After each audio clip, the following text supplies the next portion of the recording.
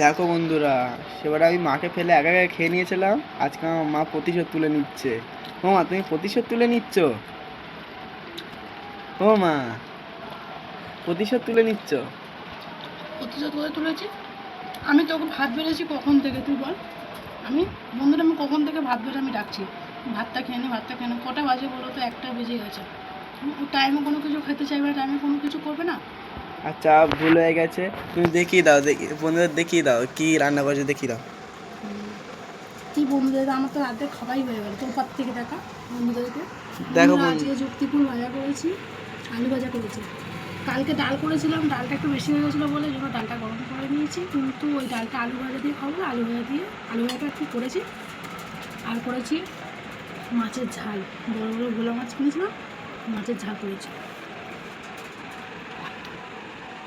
আচ্ছা, কে কে আছো বলো তো বন্ধুরা, যে মাকে এত জ্বালাতন করো? আমার ছেলে এত বড় হয়ে গেছে এখনও পর্যন্ত আমাকে এত বিরক্ত করে। কে কে আছো এরকম যে মাকে এত বিরক্ত করে? একটু কমেন্ট করে জানিও। আচ্ছা বাবা, আর হবে না।